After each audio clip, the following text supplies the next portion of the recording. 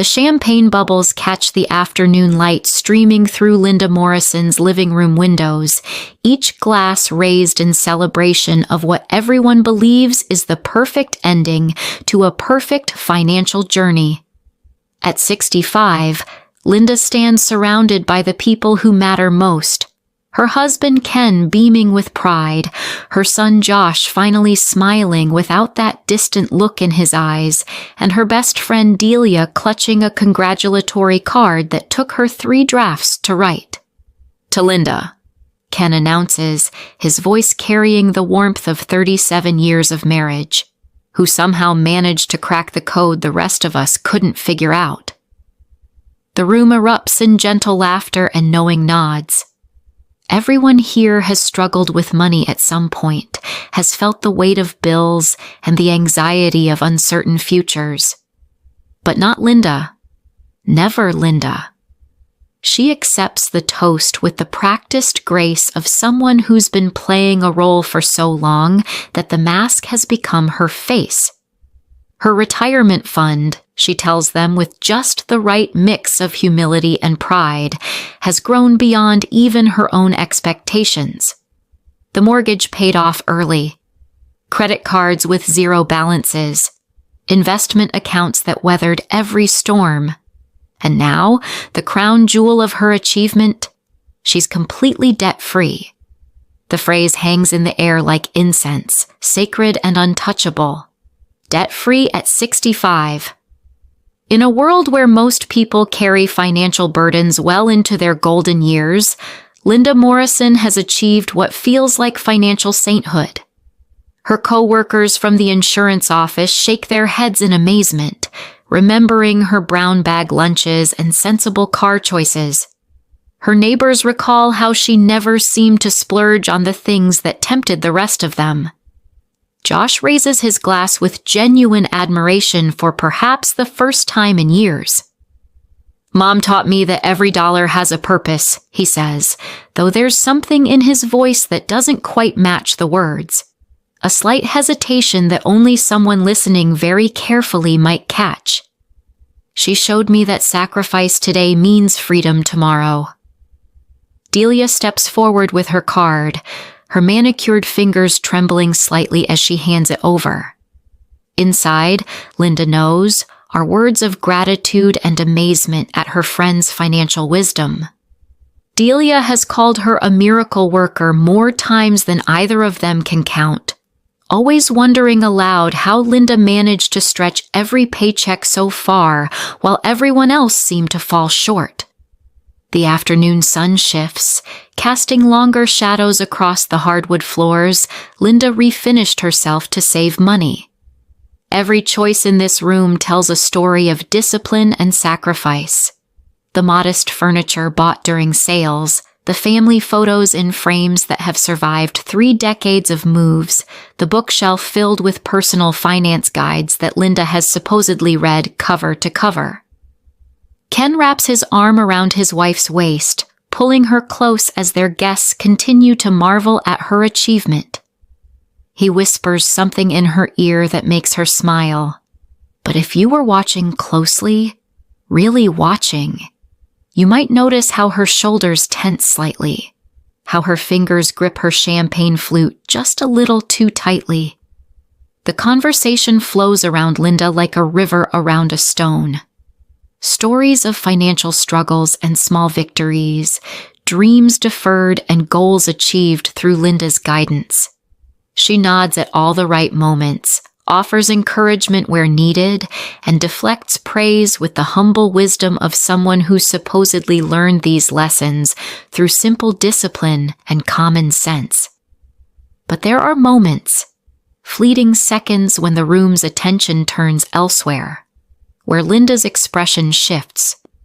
A shadow passes across her face, so brief it could be mistaken for fatigue or the natural melancholy that sometimes accompanies major life transitions.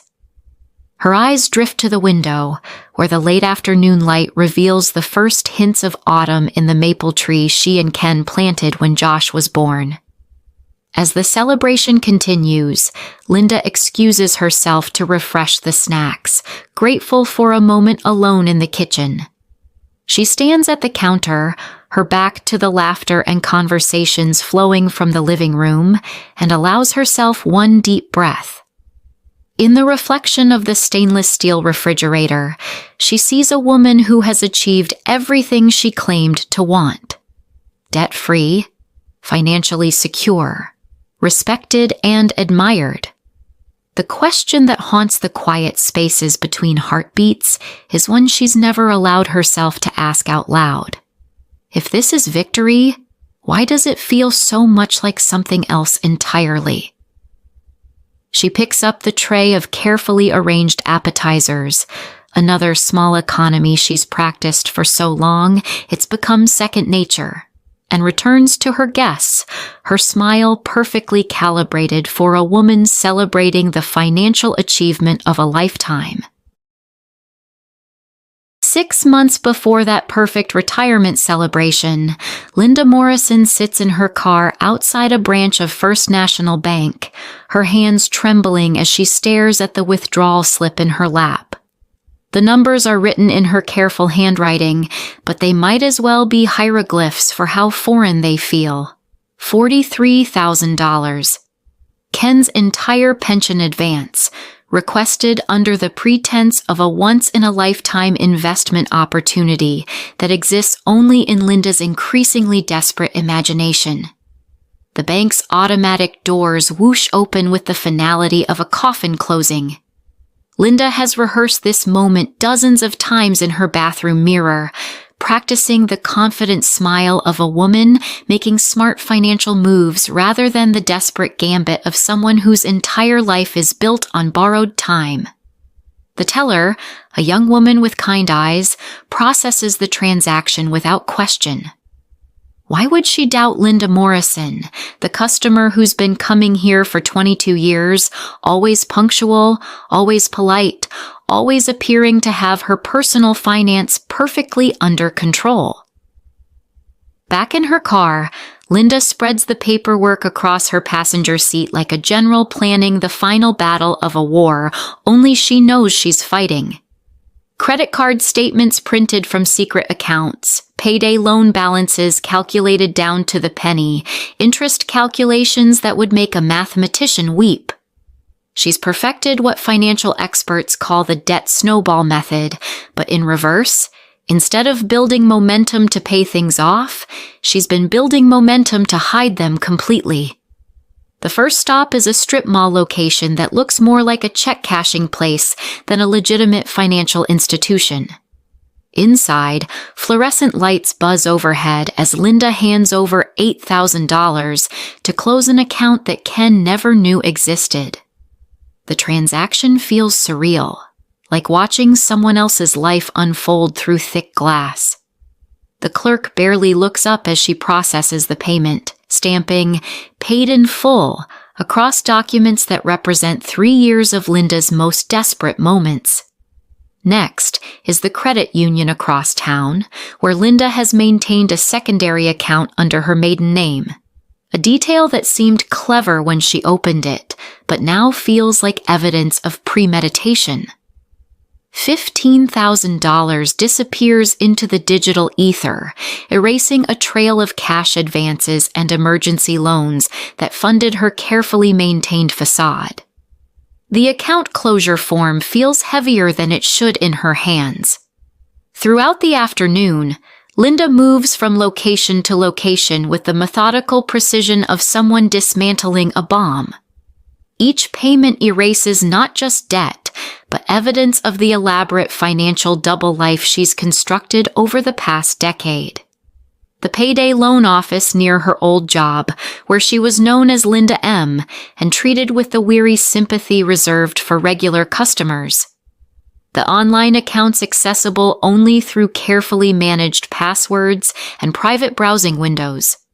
The cash advances from credit cards that were supposed to be for emergencies only.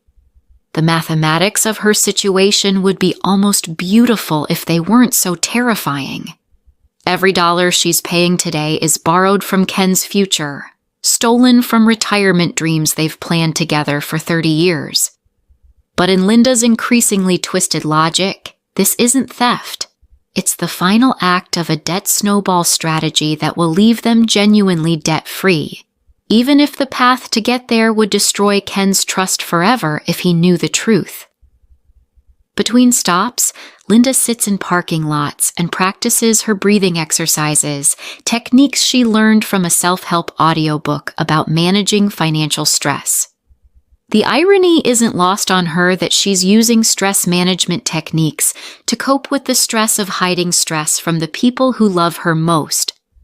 Her phone buzzes with a text from Ken asking if she'll be home for dinner, and she responds with a lie so practiced it types itself.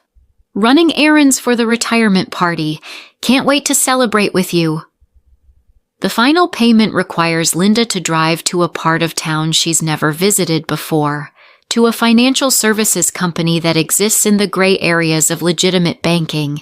Here, $18,000 closes accounts tied to her most desperate periods, moments when she borrowed against assets that weren't entirely hers to leverage. The woman behind the bulletproof glass doesn't ask questions about why someone would pay off these particular debts in cash. In this world, cash is king and curiosity is expensive.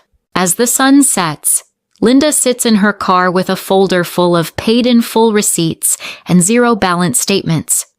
On paper, she has achieved what millions of Americans dream of: complete financial freedom. Zero debt across every account, every card, every obligation.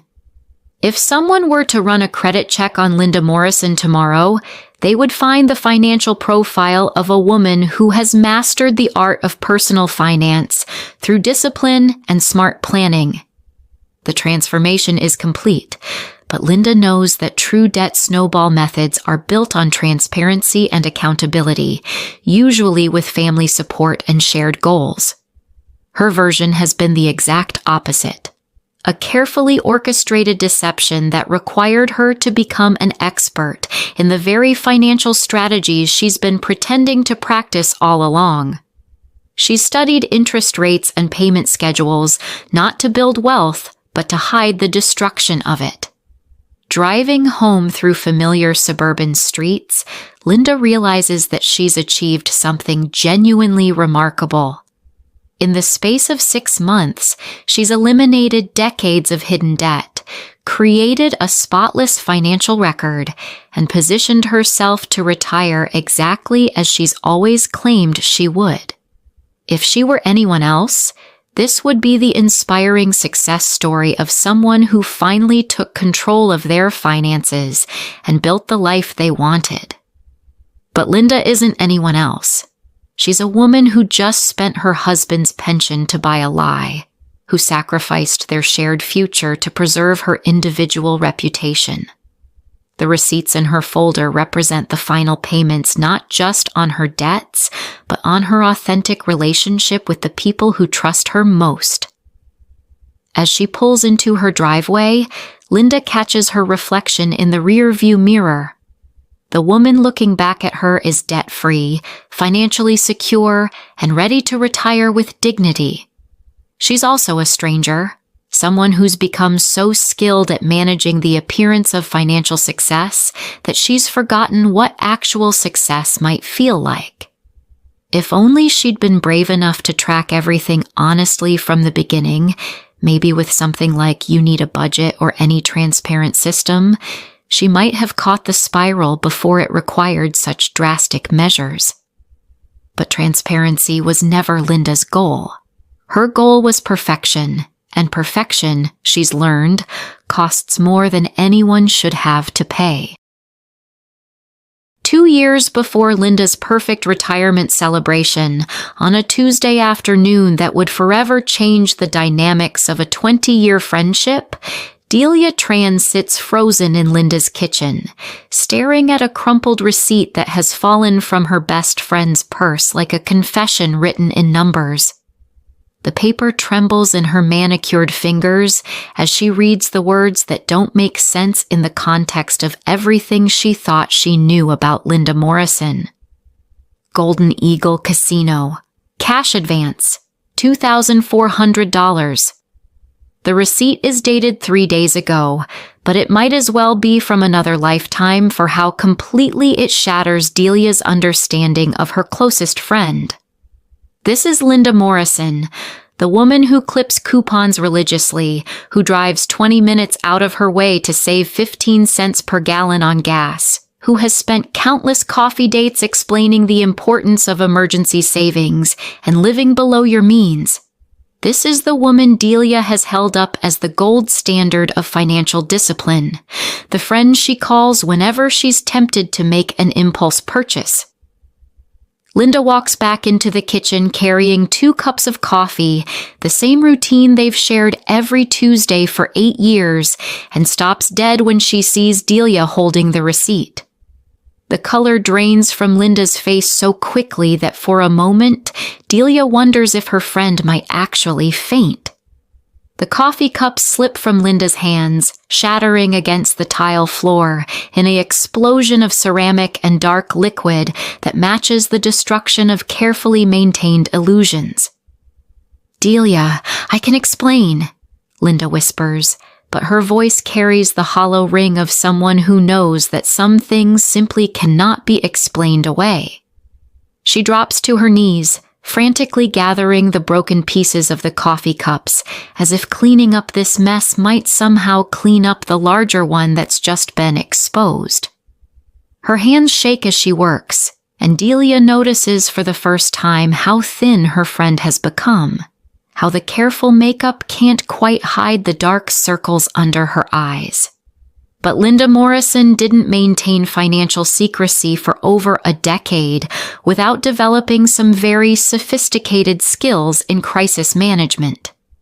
As she disposes of the broken ceramic, her mind races through possibilities, calculating risks and potential responses with the same mathematical precision she's applied to hiding debts and managing interest payments. Delia is her closest friend, but she's also the person most likely to encourage Linda to come clean to Ken, and that's a conversation Linda simply cannot allow to happen. "It's not what you think," Linda begins, her voice gaining strength as she settles into a narrative she's constructing in real time. She sits across from Delia at the kitchen table, the same table where they've shared thousands of conversations about everything from their children's futures to their own retirement dreams. "I've been helping someone at work. You know how I am about privacy. I couldn't tell anyone, even you." The lie flows from Linda's lips with practiced ease, each detail carefully chosen to exploit what she knows about Delia's character. Delia is generous to a fault, always the first to help a friend in need, always willing to believe the best about people she cares about. Linda constructs a story about a coworker facing financial difficulties, someone too proud to ask for help directly, but desperate enough to accept Linda's intervention. The casino receipt, Linda explains with tears gathering in her eyes, represents her withdrawal of cash to help this unnamed colleague avoid losing their home. "I know how it looks," Linda continues, reaching across the table to grasp Delia's hands. "But you know me, Dee. You know I would never jeopardize everything Ken and I have worked for. This is just me being maybe too generous for my own good. But I couldn't watch someone suffer when I had the resources to help." Delia wants to believe her friend. Every instinct in her generous heart wants to accept this explanation and move past the uncomfortable moment. But something in Linda's eyes doesn't quite match the words coming from her mouth. There's a desperation there that goes beyond concern for a struggling coworker, a pleading quality that suggests much more is at stake than Linda is admitting. "Linda," Delia says carefully, "if you're helping someone, that's beautiful.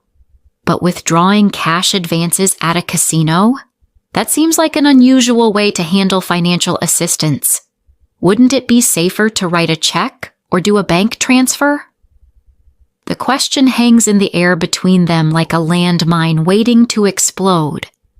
Linda realizes she's made an error in her fabricated story, a detail that doesn't hold up under even gentle scrutiny.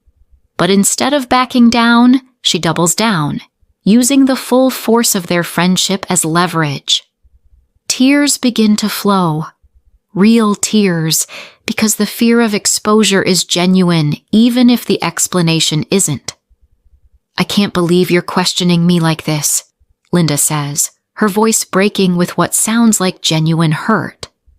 "I tell you something in confidence, something I've been struggling with for months, and you interrogate me like I'm some kind of criminal.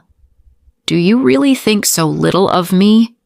Do you really believe I would lie to you about something this serious?" The manipulation is masterful in its simplicity. Linda has turned the tables, making Delia feel guilty for asking reasonable questions about an unreasonable situation. She's weaponized their friendship, using Delia's love and loyalty as tools to shut down further inquiry. The emergency savings account she mentions, the one she's supposedly been using to help her fictional coworker, becomes part of a larger narrative about Linda's secret generosity rather than her hidden desperation. "I thought you of all people would understand," Linda continues, wiping her eyes with a tissue. "You're always telling me I should trust people more, be more open about helping others. But the first time I actually do it, you make me feel like I've done something wrong. Maybe I should have just ignored their situation and protected my own reputation instead." Delia feels the familiar weight of guilt settling in her chest. She's spent years encouraging Linda to be more trusting, more willing to help others in need. How can she now criticize her friend for doing exactly what she's always suggested? The receipt still bothers her. Something about the whole situation feels off. But Linda's tears are real, and her hurt seems genuine. "I'm sorry," Delia hears herself saying, though she's not entirely sure what she's apologizing for. "I didn't mean to make you feel bad. I was just surprised, that's all. You're right. I should trust you more than that." Linda accepts the apology with gracious humility, even managing a small smile as she reaches for Delia's hand again. "I know it's a lot to ask, but can you keep this between us? I don't want this person's situation becoming gossip, and I definitely don't want Ken worrying about our finances when everything is actually going so well." The promise is extracted gently but firmly, another layer of protection around Linda's carefully constructed world of financial secrecy. Delia agrees, of course, because that's what friends do. They keep each other's secrets, even when those secrets feel like they have sharp edges that might cut everyone involved. As Delia leaves that afternoon, she carries with her the uncomfortable feeling that something important just happened. Something that changed the fundamental nature of their friendship. She doesn't know exactly what it was, but she knows she's now complicit in something she doesn't fully understand. The receipt disappears into Linda's purse, but its ghost will haunt both women for the next 2 years, a reminder of the moment when love was used as a weapon, and friendship became another casualty of Linda Morrison's war against the truth. 5 years before Linda's retirement celebration, she sits in her parked car outside Josh's high school, watching her 17-year-old son walk across the parking lot with the easy confidence of someone who believes his future is secure. He's carrying his SAT prep books and wearing the smile of a kid who's been told since kindergarten that college is not a question of if, but where. Josh Morrison has spent his entire life believing that his parents saved for his education, that somewhere in a bank account bearing his name, 18 years of careful planning and sacrifice have accumulated into the foundation of his adult life. What Josh doesn't know, what he cannot possibly imagine, is that his mother is about to commit the one act she swore she would never consider, the line she promised herself she would never cross, no matter how desperate things became. The college fund that bears his name, the account that has grown from birthday money and Christmas gifts and small deposits over nearly 2 decades, represents the last untouched resource in Linda's increasingly desperate financial landscape. Linda's hands shake as she pulls up the banking app on her phone, navigating to the education savings account she and Ken established when Josh was born. The balance shows $47,328.17, not enough for 4 years at his dream school, but substantial enough to cover his first 2 years at the state university, with careful budgeting and maybe a small loan for the remainder. It's the number Josh references when he talks about his college plans, the figure that appears on the financial aid applications they've filled out together, the foundation upon which his entire future has been constructed. But Linda's debts have reached a crisis point that makes Josh's college fund look less like his future and more like her salvation. The payday loans have compounded beyond her ability to manage, the interest rates creating a mathematical impossibility that grows larger every month regardless of how much she pays. The gambling losses from her most recent desperate attempt to fix everything have left her facing the kind of financial deadline that measures time in days rather than months. The justification builds in Linda's mind with the careful architecture of someone who has become an expert at convincing herself that wrong choices are actually right ones. Josh is smart, brilliant even. He'll qualify for scholarships that she and Ken never factored into their original calculations. The state university has excellent financial aid programs, and student loans aren't the burden they used to be. 18-year-olds are supposed to have some skin in the game when it comes to their education, aren't they? Maybe she's actually doing Josh a favor by teaching him that nothing in life comes free. The rationalization feels hollow even as she constructs it, but Linda has become skilled at building emotional walls around her financial decisions. She tells herself that this is temporary, that she'll find a way to replace the money before Josh graduates. She has almost 3 years to rebuild the account, and once her current crisis passes, she'll be able to focus on legitimate saving strategies rather than crisis management. Her finger hovers over the transfer button as she watches Josh disappear into the school building. He's probably heading to his AP calculus class, the one where he's maintaining a near-perfect grade that will look impressive on college applications. Tonight, he'll come home and spread his homework across the kitchen table, the same table where Linda has spent countless evenings helping him with math problems and essay drafts, always reinforcing the message that education is the most important investment they can make in his future. The transfer happens in seconds. $47,328.17 disappears from Josh's future and becomes Linda's present salvation. The account doesn't close. She's not that cruel. But it zeroes out with a finality that makes her stomach clench. The banking app sends a confirmation notification with the cheerful efficiency of technology that has no understanding of the human cost of the transaction it has just processed. Linda sits in the parking lot for another 20 minutes, trying to convince herself that she feels relief rather than the crushing weight of a choice she knows she'll never be able to fully undo. The immediate crisis is resolved. She can make her payments, buy herself a few more months of financial breathing room, maintain the facade of stability that has become more important to her than actual stability. But she also knows that something fundamental has shifted in her relationship with her son, even though Josh has no idea what has just happened. The easy confidence she loves in him, The way he talks about his college plans without the anxiety that plagues so many of his classmates is built on a foundation that no longer exists.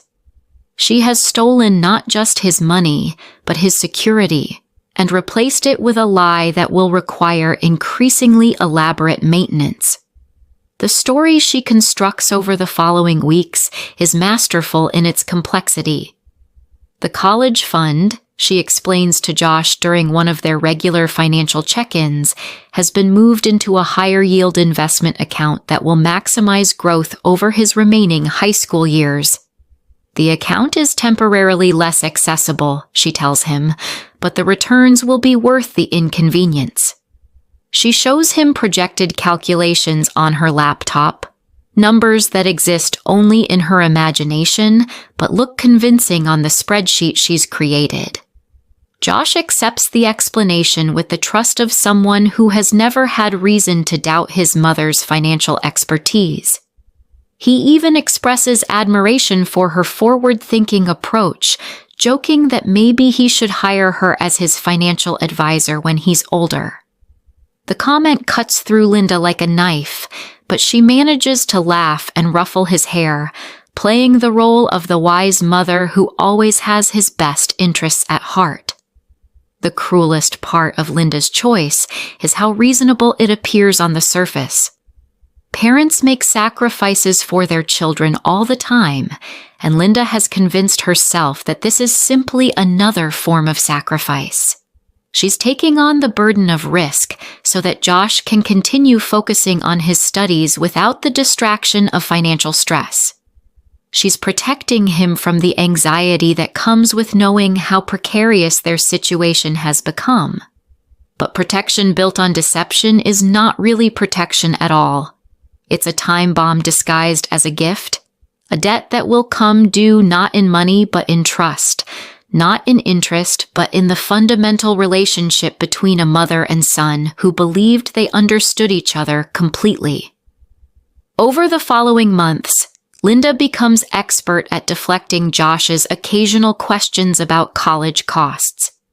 She's researched financial aid programs she never intends to pursue, memorized scholarship opportunities she hopes he'll never need, and practiced conversations about the value of state schools versus private institutions.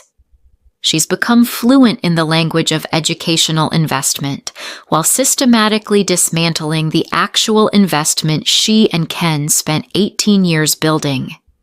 The most heartbreaking moments come when Josh expresses gratitude for his parents' financial planning, when he tells friends how lucky he is to have a mother who understood the importance of starting early with college savings.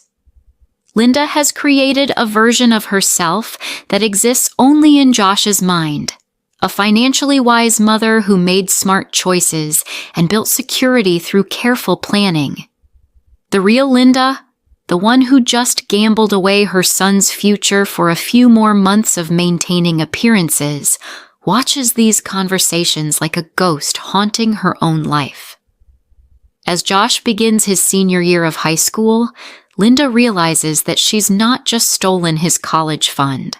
She's stolen the version of herself that could have been the mother he deserved, the woman who could have faced her problems honestly, asked for help when she needed it, and built a future based on truth rather than an increasingly elaborate construction of lies. 7 years before Linda's retirement celebration, she sits at a slot machine in the Golden Eagle Casino at 2:30 on a Tuesday afternoon, watching her emergency fund disappear $5 at a time. The machine's digital display shows cartoon cherries and lucky sevens, but Linda isn't seeing symbols anymore. She's seeing numbers, calculating odds, tracking patterns that exist only in the addicted mind's desperate attempt to find logic in pure chance. The casino doesn't care that Linda Morrison is supposed to be at a PTA meeting in 45 minutes, or that she told Ken she was shopping for Josh's birthday present, or that the money she's feeding into this machine was earmarked for their vacation fund. The casino only cares that Linda has become what they call a regular, someone whose behavior patterns are predictable enough to warrant special attention from floor managers who know exactly how to keep her playing just a little bit longer. Linda's gambling debt didn't start with a single catastrophic loss. It started with a single, seemingly harmless win. 6 months earlier, Delia had suggested they try the new casino for their girls' night out, just for fun, just to see what all the fuss was about. Linda had budgeted $50 for the evening, the same amount she might spend on a nice dinner, and fully expected to lose every penny. What she didn't expect was to win $320 on her very first significant bet, triggering a rush of euphoria that her carefully controlled life had never provided. The win felt like validation of something Linda had always suspected about herself, that she was smarter than other people, more observant, capable of seeing patterns and opportunities that escaped everyone else. The mathematical part of her brain, the same part that managed household budgets and calculated compound interest rates, convinced her that gambling wasn't really gambling if you approached it systematically. She could study the machines, track their payout cycles, identify the optimal times to play for maximum returns. This Tuesday afternoon represents the culmination of months of escalating behavior that Linda has hidden with the same meticulous care she applies to managing her household finances.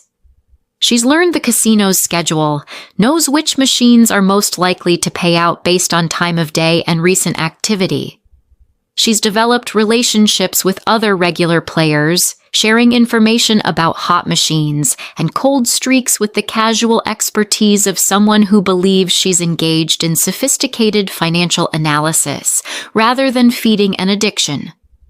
The rational voice in Linda's head grows quieter with each pull of the slot machine handle. The voice that once calculated grocery budgets and compared interest rates on credit cards now whispers increasingly desperate justifications for why this particular session will be different, why this particular machine is due for a big payout, why the mathematical certainty of losing is somehow suspended in her specific case. Linda's purse contains receipts for cash advances from 3 different credit cards, each one obtained under the pretense of home improvements or emergency car repairs. The interest rate on these advances is 24% annually, compounding daily. But Linda has convinced herself that the casino winnings will more than cover the borrowing costs. In her mind, she's not accumulating gambling debt. She's making short-term investments in high-yield opportunities that happen to be housed in slot machines. The machine's hypnotic rhythm becomes a soundtrack for Linda's internal negotiations with reality. She's already spent her allocated budget for the afternoon, but the machine is clearly building toward a significant payout. She can feel it in the near misses, see it in the pattern of symbols that are almost lining up correctly. Every fiber of her financial training screams that this is exactly the kind of thinking that destroys people, but the addiction has hijacked the same analytical skills that once made her excellent at managing money. Linda's phone buzzes with a text from Ken asking if she needs him to pick up anything from the store, and she responds with practiced efficiency while never taking her eyes off the machine. "Already got everything. Heading home soon," she types, though home is the last place she wants to be right now. Home means facing the credit card statements she's been hiding, means pretending to care about the mundane financial decisions that once seemed important, means returning to a life that feels colorless compared to the electric possibilities of this moment. The gambling debt accumulating in Linda's name represents more than just money. It represents the systematic dismantling of every financial principle she once held sacred. She's borrowing against assets she doesn't own, using credit she can't afford, chasing losses with money that doesn't exist. The interest rate calculations that once seemed straightforward in her household budget become complex mazes of compound borrowing, where each attempt to break even requires increasingly larger bets and increasingly riskier financial maneuvers. But Linda has become expert at compartmentalizing these concerns, at building mental walls between her gambling activities and her identity as a responsible financial manager. In her mind, these are separate worlds governed by different rules. The woman who clips coupons and comparison shops for car insurance doesn't have to account for the behavior of the woman who just took a cash advance to fund another attempt at beating a machine that's programmed to take more than it gives.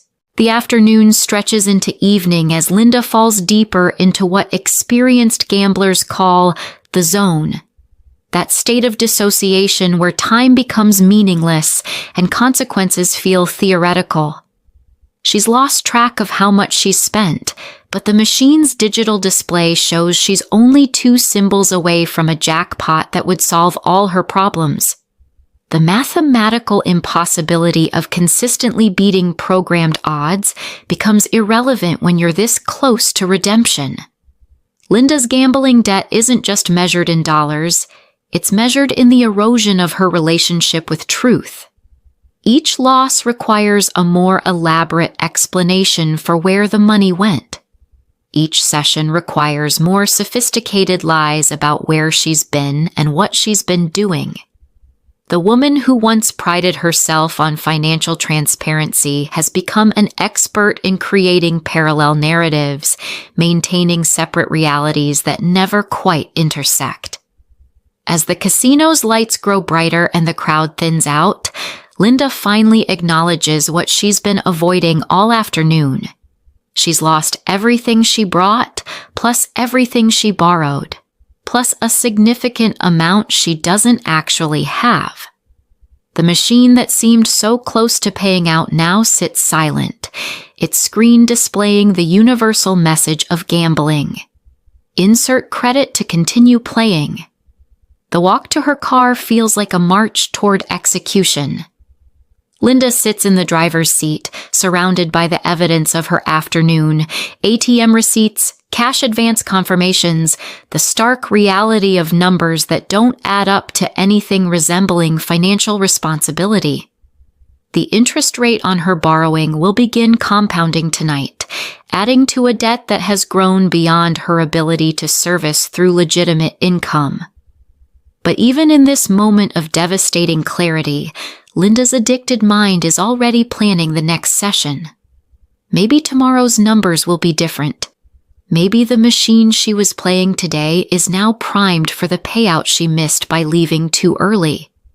Maybe she can find a way to win back everything she's lost, plus enough extra to make this entire nightmare seem like a temporary setback, rather than the beginning of a financial disaster that will define the next 7 years of her life. Linda drives home through familiar suburban streets, past the houses of neighbors who trust her financial advice, toward a family who believes she has everything under control. Tomorrow, she'll return to her role as the wise money manager who has all the answers. But tonight, she's just another person whose gambling debt has grown beyond her ability to hide, whose interest rate calculations have become exercises in desperation rather than planning, whose addiction has begun the slow process of consuming everything she's spent a lifetime building. The Golden Eagle Casino will see Linda Morrison again in 3 days, and then again the following week, and then with increasing frequency as the spiral tightens and the debt grows and the lies become more elaborate. But Linda doesn't know that yet. Tonight, she still believes she can control this, still believes she can find a way back to the woman she used to be before she discovered that some kinds of gambling debt can never truly be repaid. 10 years before Linda's retirement celebration, she stands in the produce section of Whole Foods, carefully selecting organic apples while her phone buzzes with urgent notifications she can't check in public. To the other shoppers, she appears to be the embodiment of suburban success. Designer handbag, perfectly coordinated outfit, the kind of woman who clearly has her life together.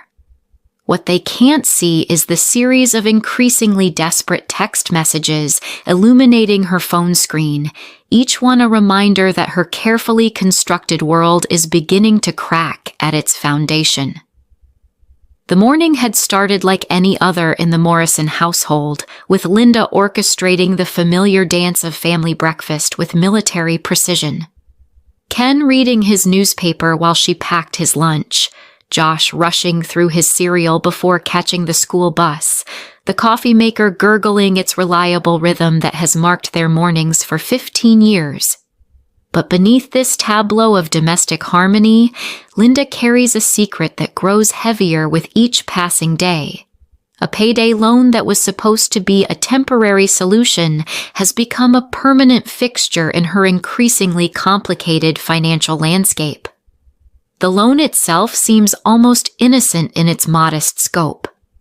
$1,200, borrowed against her next paycheck to cover what she told herself was a one-time emergency. The washing machine had broken, and rather than dip into their emergency savings, money that Ken monitored carefully as part of their shared financial planning, Linda had made what seemed like a practical decision. Fix the problem quickly, repay the loan when her salary deposited, and avoid the awkward conversation about unexpected expenses that might lead to uncomfortable questions about other recent purchases.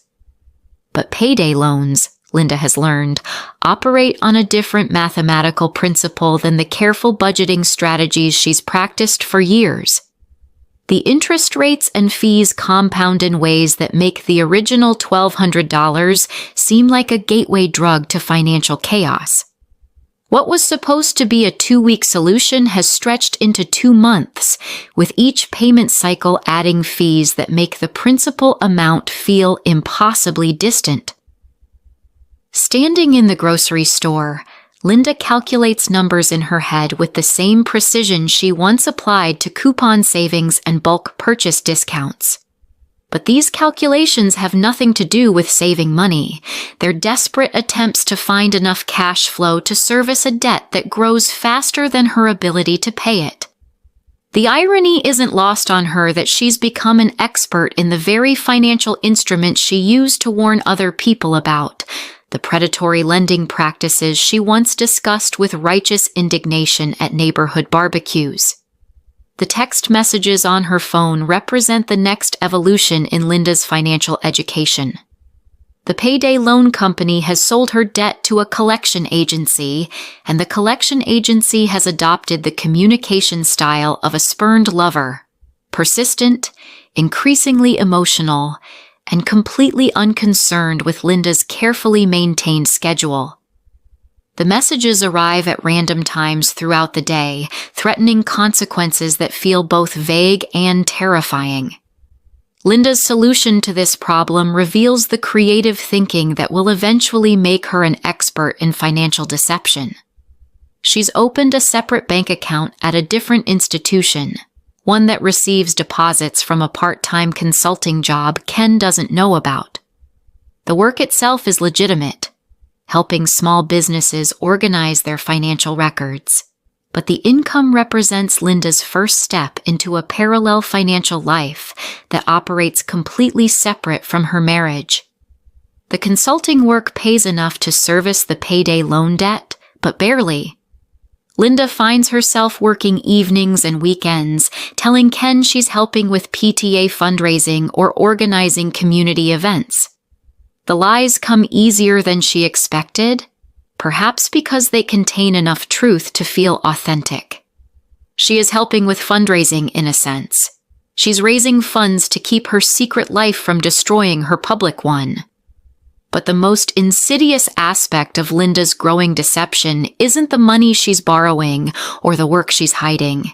It's how naturally she's adapted to living with fundamentally different versions of the truth.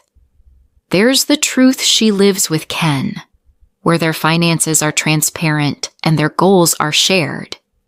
There's the truth she lives at the payday loan office, where she's become a regular customer with a file thick enough to require a folder. And there's the truth she lives with herself, where these two realities somehow coexist without destroying each other. The grocery shopping that once represented careful household management has become an elaborate performance piece. Linda moves through the store with practiced efficiency, selecting items that demonstrate her commitment to family health and fiscal responsibility. Organic produce, but only what's on sale. Name brand items for Ken's preferences, generic alternatives where he won't notice the difference. Every choice calculated to maintain the appearance of a woman who has everything under control. But the real performance happens at the checkout line, where Linda pays with a careful combination of cash and credit that ensures no single transaction reveals the full scope of her financial juggling act. The cash comes from her secret consulting work, the credit from cards that Ken monitors less carefully than their primary accounts. She's become an expert in the small deceptions that make larger deceptions possible. Walking to her car with bags of groceries that represent both family care and financial performance art, Linda catches her reflection in the store window. The woman looking back at her appears successful, organized, completely in control of her domestic responsibilities. She's also a stranger. Someone who's learned to navigate complex webs of financial obligation with the same skills she once applied to meal planning and household budgeting. The drive home takes Linda through neighborhoods where she knows dozens of families, people who consider her a model of financial stability and domestic success.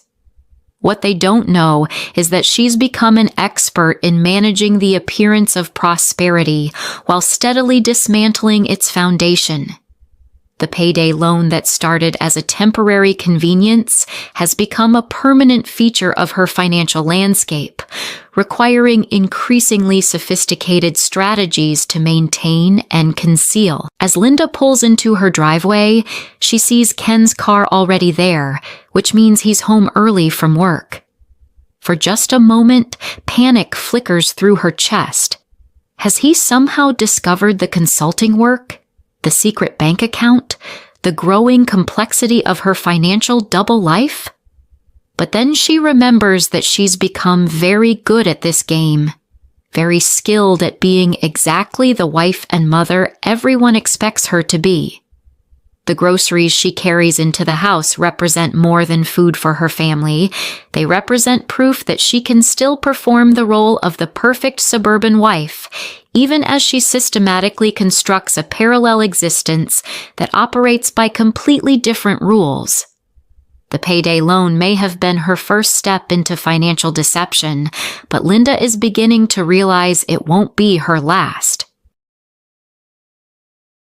12 years before Linda's retirement celebration, the Morrison family sits around their dining room table on a Sunday evening, looking like the kind of family that appears in insurance commercials and real estate brochures.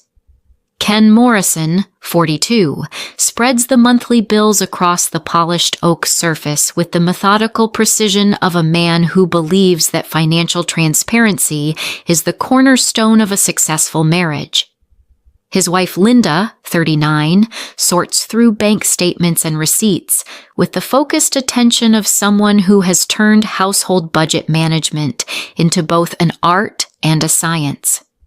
Their 15-year-old son Josh sits between them, supposedly working on algebra homework, but actually observing the weekly financial ritual that has shaped his understanding of money, responsibility, and what it means to be an adult.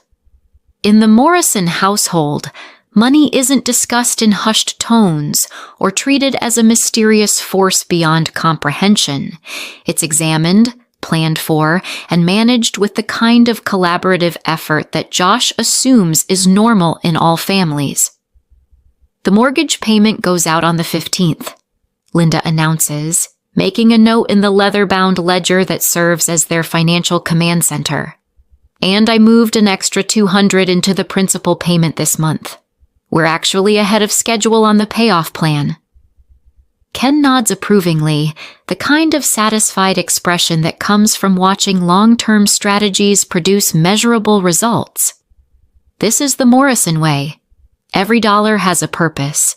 Every expense is justified. Every financial decision is made jointly.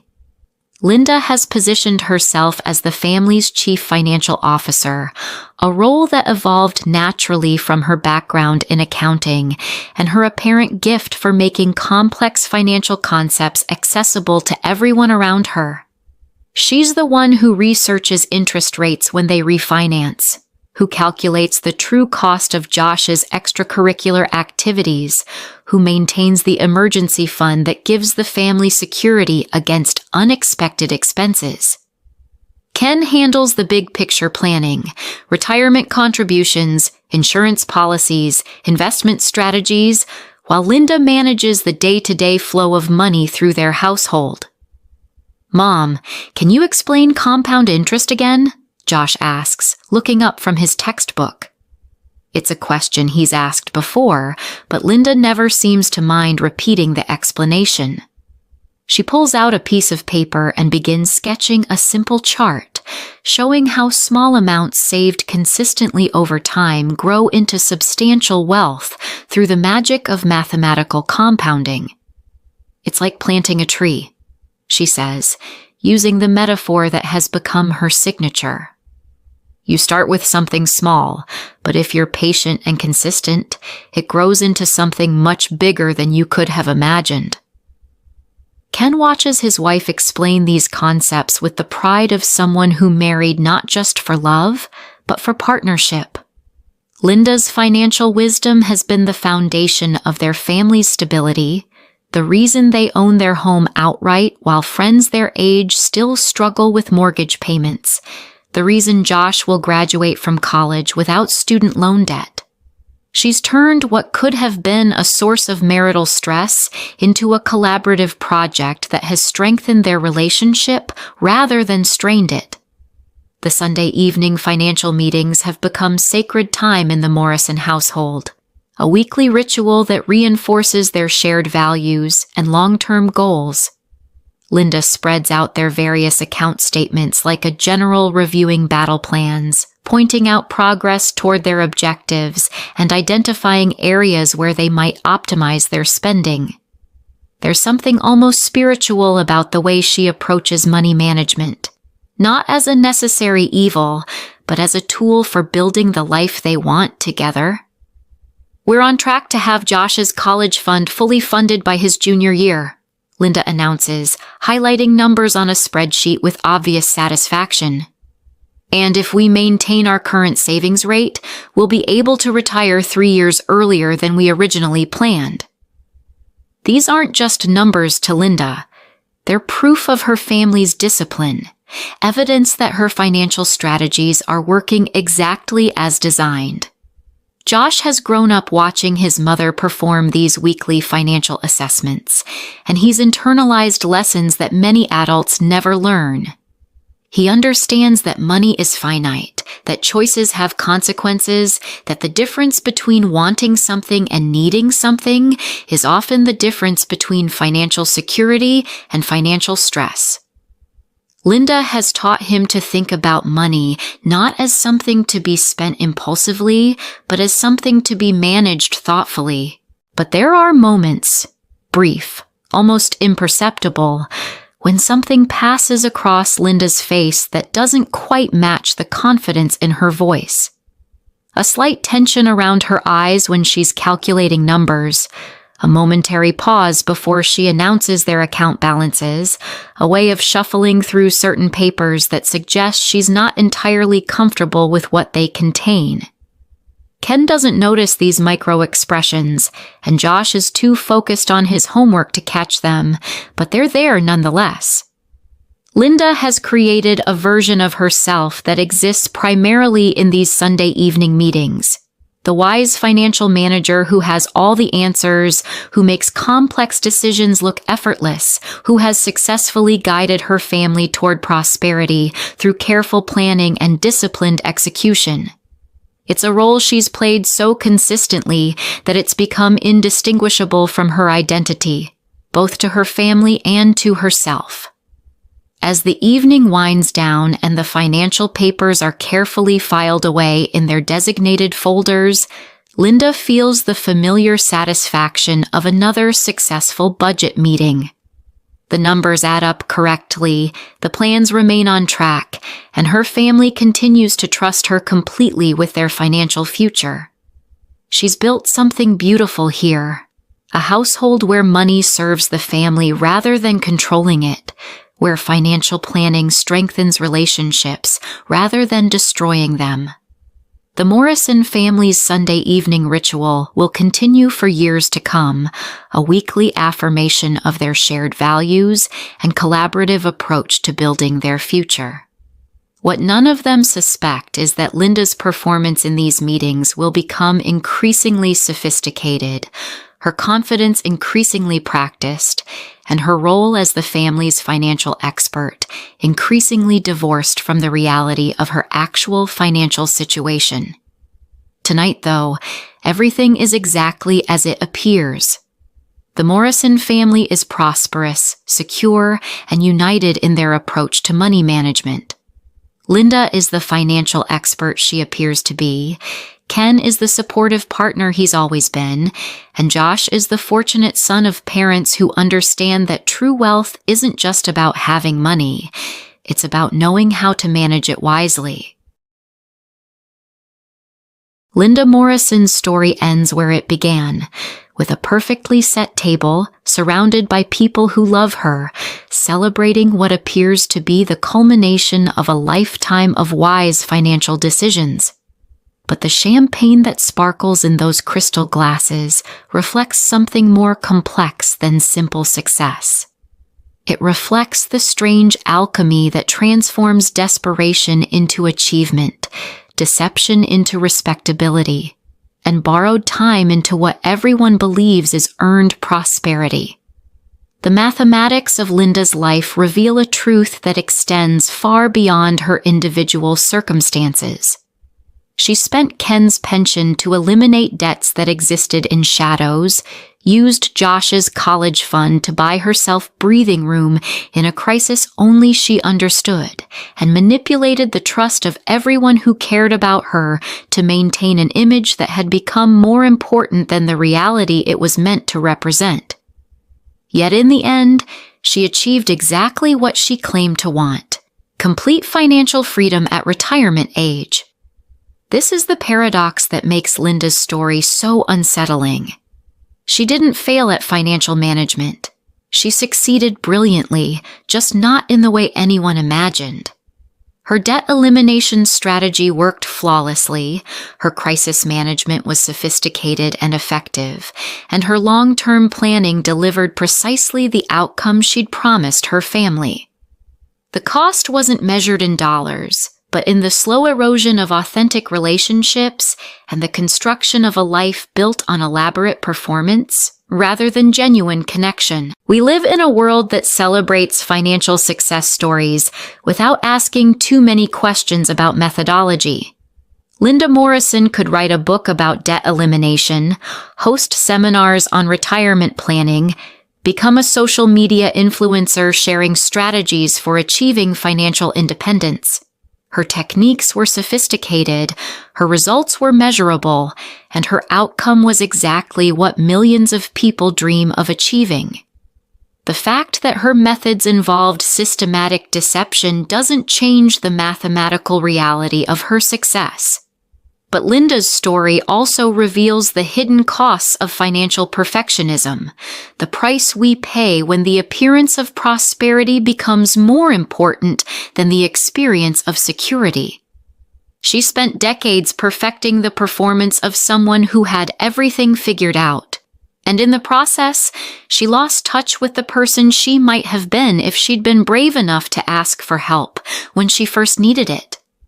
The people who surrounded Linda at that retirement celebration weren't just celebrating her financial achievement. They were celebrating their own faith in the possibility of financial security. their belief that careful planning and disciplined execution can create the life you want. Linda's success validated their own struggles and sacrifices, proved that the American dream of comfortable retirement is still achievable for people willing to work for it. They needed her to be successful almost as much as she needed to appear successful. This is perhaps the most tragic aspect of Linda's story. The way her deception was enabled by everyone's genuine desire to believe in financial success stories. Ken wanted to believe in his wife's wisdom because it made their partnership feel secure. Josh wanted to believe in his mother's expertise because it made his future feel certain. Delia wanted to believe in her friend's achievement because it offered hope for her own financial struggles.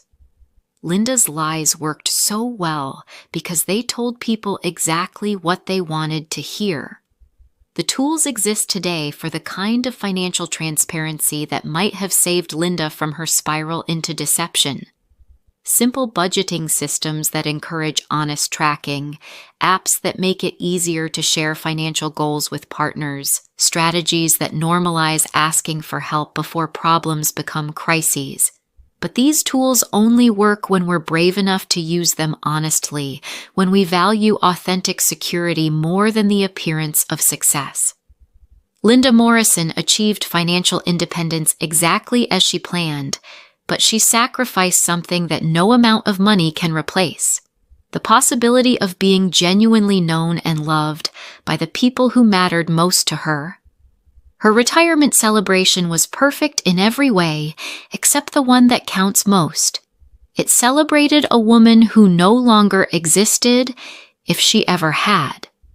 The champagne glasses raised in Linda's honor that evening reflected not just the light from her living room windows, but the complex interplay between truth and performance that defines so many of our financial lives.